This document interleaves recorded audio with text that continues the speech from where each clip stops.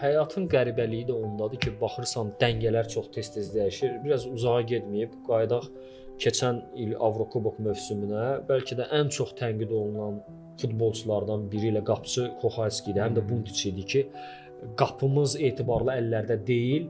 Lunyov gəldiyi vaxtlar çox yaxşı görünürdü, bəlkə də onu saxlamaq olardı, amma orada da müəyyən problemlər üzə çıxdı və Lunyovdan sonra nə Kohalski, nə Buntic ümidləri doğrultmadılar ötən mövsüm üçün və elə düşünürdülər ki, hamı yeni qapıçı da transfer edə bilərlər, amma bu mövsüm sanki fərqli Kohalski görürük.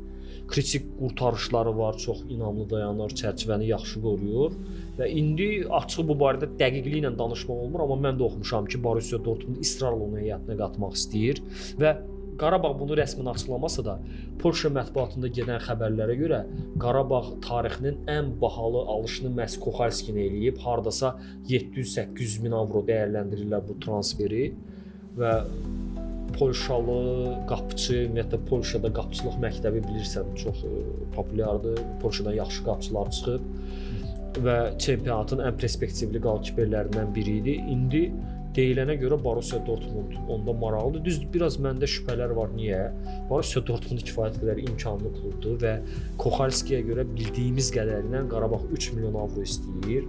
Normalda əgər Kohalski onlara lazımdırsa, bu 3 milyon avronu verib ala bilərlər. Amma burada başqa informasiyalar da sızıb ki, Borussia Dortmund Kohalskini Əmrəcanla dəyiş-düyüş eləmək istəyir, bunu Qarabağa təklif edib, amma Qarabağ özü onu istəməyib, bu varianta isti baxmayıblar. Hərçənd deyilənə görə Əmrəcan özü də Qarabağı istəmir, Türkiyə və başqa klublarla danışıqlar aparırlar.